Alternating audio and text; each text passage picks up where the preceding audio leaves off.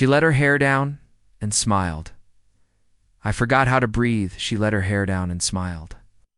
I forgot how to breathe. Claire stood on the frost deck of the silent station and watched the alien ship draw near. Her suit glass shook with a thin song. From the engines of the visitors felt small, but she kept her hands steady and her breath slow. Thought of the old stories of sailors. You met storms with calm. Heart, she told herself to be like them and to stay breathy. Ship opened like a flower, and soft light fell over her. From the light stepped 3 figures tall and graceful. They were women of the estuary, and their movements were like water in the moon. Lifted her hand in peace, and her eyes showed patience and warning. Both Claire lowered her tool and nodded without fear. Spoke the greeting phrase she had practiced all week in a clear voice. Come in peace. We ask for talk and trade and trust. Talus Estuary answered with a slow tilt of her head and a silver hum from her throat. Their name was Siri, and the two with her were Lena and Narithi, wore bands that held faint stars and gentle heat to their skin. Words came from them in human speech, but their eyes moved like Titus. Claire remembered the advice from old notes. Be honest. Be simple. Do not hide what you are. Resh held out a small seed vault and a cup of soil from Earth's. Showed a sapling in stasis and said the tree will live if given. Caressary looked at the sapling and then at Claire, and her gaze grew warmer. Lena stepped close and traced a symbol in the frost on the deck, a spiral, a path. The returnary touched the seed vault, and her eyes shone like dawn on a lake. Claire felt a thread run from her chest to theirs, and it hummed with hopeathon. The station groaned, and the lights dimmed, and a cold alarm began to pulse through the metallofracture opened across the ring that held the old power. Karethi station was not dead, but it was hurt, and it would bleed into the dark. If nothing was, Donna Claire knew the maintenance maps by heart, and she knew how fast the ice would creep. She spoke in the simple speech again. Must fix the wound now, or we all will falsary. Listened and nodded, and the 3 estuary moved with sudden force. Sethi were quick, like wind over grass, and they reached the breach in moments. Claire ran after them with her kitch, kept her fear inside a small box and locked it tight. She could be scared later, but now she had to work in the breach. The vacuum bit at edges and tried to drink the air. Claire switched on the field weld and spread a veil of ions over the cracklina, and Neri set their palms to the frame, and their bands grew blithe. Light stitched the torn ring slow, but sure. Asiri watched the instruments and tapped a rhythm that held. The timing of the fix. Claire matched the rhythm with her weld, and felt like she was playing a drum in an old paradethi. Last gap closed, and the alarm faded to a weak echoa. Thin frost still hissed from one seam, so Claire pressed her body to it and kept the pressure steadier. Breath fogged her glass, and then Clearach looked up and could have sworn Siri smiled. Claire smiled back, and the thread between them thrummed again. In that moment she knew she had to tell them the truth about why she was alone on this station. Earth had sent her not as a soldier, and not as a spy. Earth had sent her as a gardener with steel in her hands. Sure, orders were to keep the seed line safe, to wait for new friends, and to hold. All of this in simple words and simple signs. Siri listened with care, and then placed a hand on Claire's shoulder. Lena drew another spiral, and beneath it a small mark, like a spark born from stony Neri, traced a river line that flowed into the spiral, and did not break. Claire understood the message, and her bones beg and again, but do not forget your sore, Sethi. Led her to their ship for counsel and tea that smelled like rain on hot sand inside the ship. The walls were soft and flowed like dunes under. When the room held a table of clear stone, and under it stars drifted like slow fish. Siri poured tea into thin bowls, and they all drank. Claire set the seed vault on the table and pressed her palm to it, and the lights within woke one by union. Star tables she showed them, cedar, maple, oak, and tiny grains of wheat and rice, showed them of how her people loved food and shade, and how they sang when harvest was good.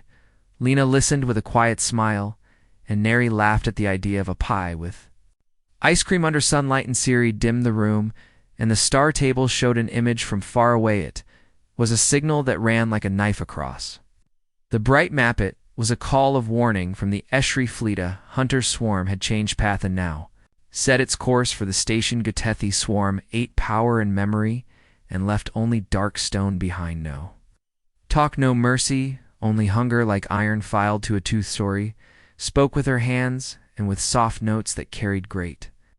Waich asked Claire with her eyes if she would run. Claire shook her head.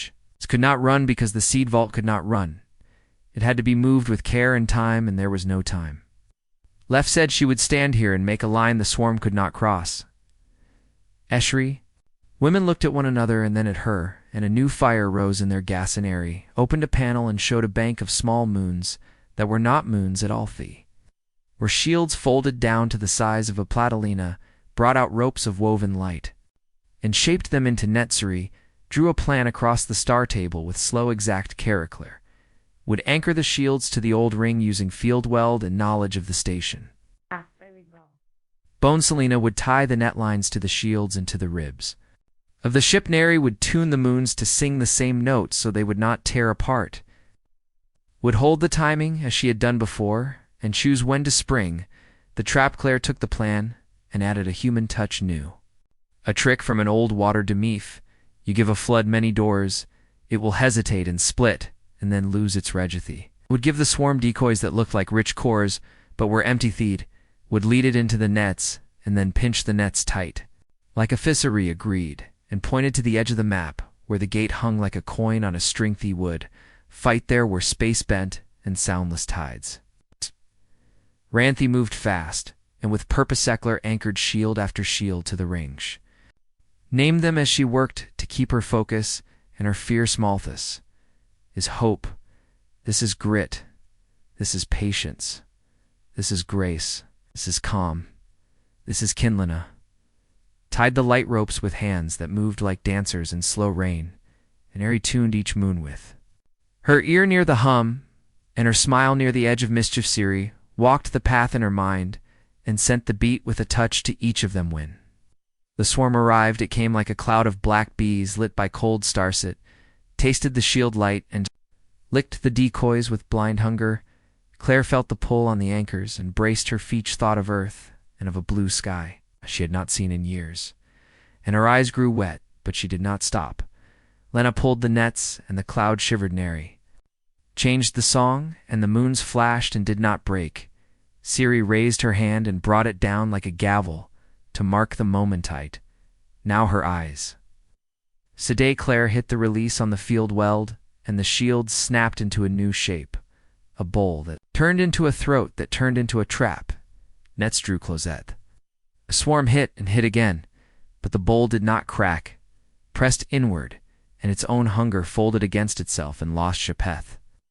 Station groaned, and the gate sang a low, deep note. Like a whale far below ice, Claire held her ground and counted with her heart until the beats slowed in the light around. The trap dimmed thawed all at once. The cloud fell quiet like ash. After a fire only a few black flecks drifted, and they were soft. And empty like burnt paper. Claire sank to her knees and let out the breath she had been holding back for too longs, and knelt too, and touched her hand to Claire. Helmet Lena laughed and cried at once, and Neri spun in joy and almost floated away. Thee had one not with hate, not with sharp teeth, but with plan and patience and hands held. Steady Thee had won together. They took the trap shell to the ship and studied. The ash that once had been a hunger, there were patterns in it like the waves left by. Wind on sand. Neri said with her hands that even a hunger can learn a new path if shown a better way. Claire thought of that and nodded. Sloworth could learn from that.